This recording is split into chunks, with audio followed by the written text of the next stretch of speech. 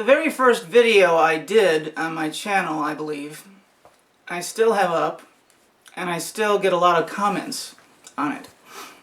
It's where I'm railing against the antiquities director on the Giza Plateau in Egypt,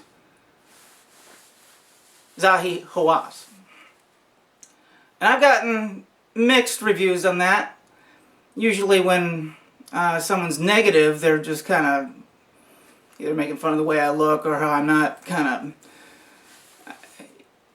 they're right to a point. Like this is an issue that I feel strongly about, to the point where I cannot make it. I get so angry just thinking about it. I was basically making the point that a site like the pyramids of Egypt cannot belong to the jurisdiction of a single individual or a small group of people or even a country. I mean, that is a treasure of the planet.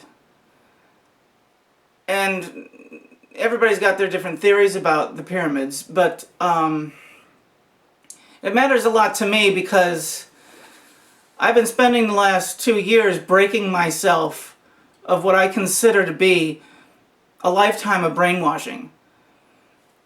Every issue, every main topic that they teach you in school, I believe, is calculated disinformation for whatever reason.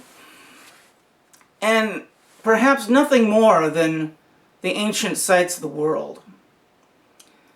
It's pretty clear to me that everything in Egypt and many of the megalithic sites of, gigantic stone around the world are much older than archaeologists concur they are. And for some reason, that topic is panned no different than any other topic that's thrown down like you're crazy if you say otherwise. If you say that human beings could not have built the pyramids, people think you're crazy. And something the size and precision of the Great Pyramid, it's the precision mixed with the weight of those stones. You got to consider that they've held experiments on all three proposed theories on how it was done with the tools that they know people had at the time. They say that it was in the 26th century BC, thereabouts, in the reign of the pharaoh Khufu. They have no proof of that. None. Zero. There is no records of the building of the pyramids. It's all conjecture. There's a small cartouche drawn with similar paint to what appears to be the builder's measure marks on one of the chambers. And that is the sole reason that they claim it was King Khufu. And you don't... That's a total guess. You don't know what those marks are for. It could have been a forgery. It could have been anything. It's in a room that's full of graffiti of other people that went in there. It's the only place in the Great Pyramid people were allowed for a while to spray graffiti and stuff. And one of the things is a cartouche that's actually misspelled that says the pharaoh Khufu. And it's just maddening. People come up with all this evidence to refute that theory, and they're called crazy. The people who put out the main accepted idea of the pyramids should be called crazy. There is no logical backing to that, just like the 9/11 story or anything that's big like that. Barack Obama's birth certificate, you look at it, it's forged. You can mess around with the Photoshop layers and you can see when something was messed with, and it's so obvious that they should be called crazy instead of the people that are criticizing the situation. See, this topic is so big, I just don't want to go all over the place like I usually do. I follow a lot of the alternative scientists. And some of them are kind of, I'm trying to get them off of my roster.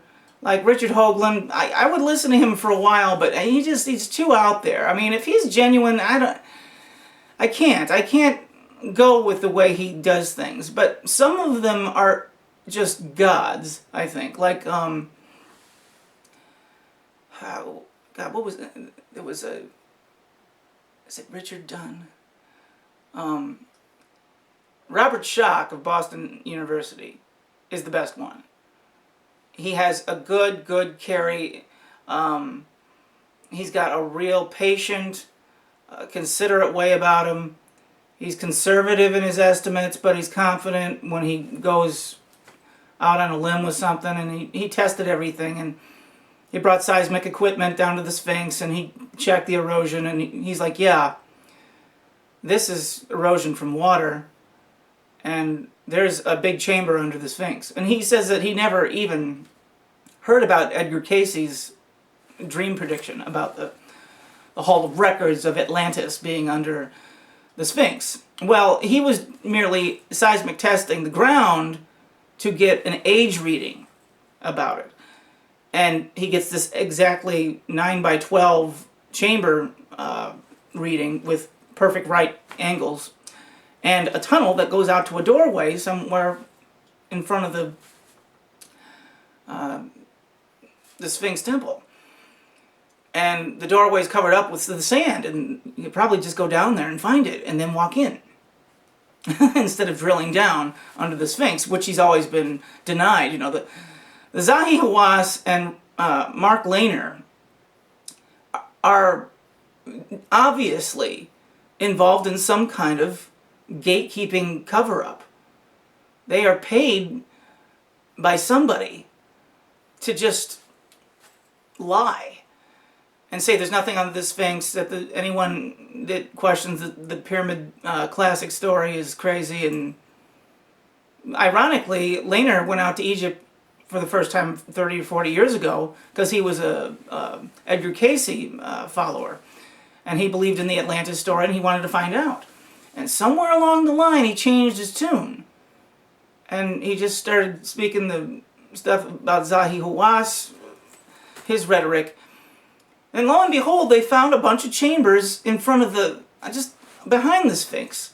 Crazy underground tunnels which are probably more amazing that they're there than the pyramids, because how do you cut through all of that bedrock?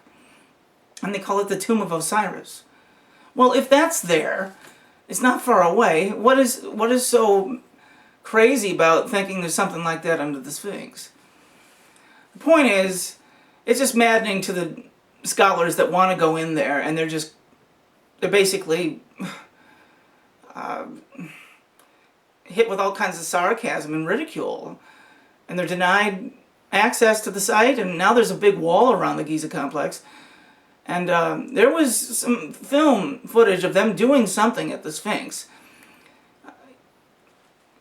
Long short, it makes me mad. All this stuff that's happened in the last 15 years has been a lot of advance in technology, and you can't help think that if there were technological secrets buried under there, if they fell into the wrong hands, that might be what we're dealing with all this advance in remote control and weather manipulation and whatever the hell happened on 9/11. They might have learned something, because around 1996, 1998, they discovered something. If that Hall of Records was there, I think they found it. And I think the cover-up is with Zahi Hawass and Mark Lehner as the spokespeople. And they are just patsies. They give access and ability to own whatever's down there to unnamed rich people. And that's what's so maddening about it. This knowledge that should be given to the world. You want to enslave people. This is an evil thing. But you can really get a grasp of the truth, I think, through people like Robert Schoch. It's not S-H-O-C-K, it's S-H-O-C-H, I think. And he's real candid. He's got lots, if you just type in his name and just say, Sphinx, he just says it real candidly as proof. I personally believe, if they were human, I don't know, but there was a civilization before the Great Flood that occurred at the end of the Ice Age, at 10,000 BC. And Robert Schoch believes that the sun emits horrible, horrible emissions, these electricity storms that just blast the planet every 10,000 years. And there are all kinds of cases of underground tunnels in cities around the world. And these people would hide underground for years because this would just blow the planet out and mess up the magnetism and just change the climate and everything. So there's a chance that the Ice Age ended and all those animals died suddenly because of a gigantic nuclear blast from the sun. And I really believe that. And they are preparing, the elites around the world are preparing for an underground, sojourn. And they might know this stuff and they don't tell us, and they realize that the sun might do it any second. If it does anything like that, it'll take out the entire electricity grid of the planet. And we are so dependent on computers and automated realities now. If that happened, we're talking chaos, death, widespread death. People just don't know what to do. There's people that can't cook an egg. I mean, people on all kinds of medicine, people just vegetables that are just plugged into the system, dead in 2 days. But not to mention how hot it'll be outside. Oh my God. It's frightening. And Robert Schoch believes this. And he's not a nut. He talks very calmly.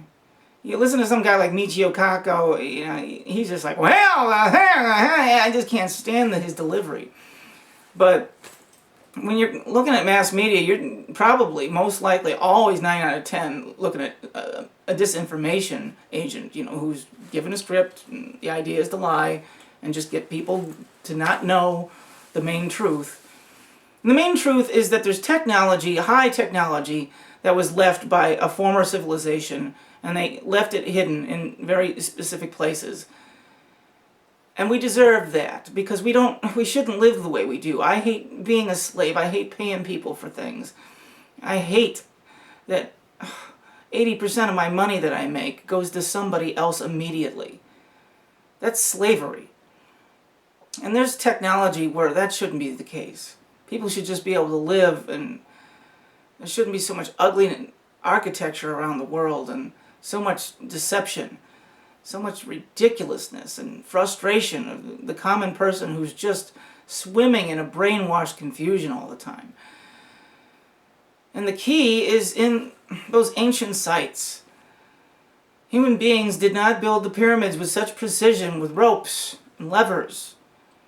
They knew how to manipulate magnetism to the point of altering gravity with sound technology and electricity drawn from water. They knew how to do things like that.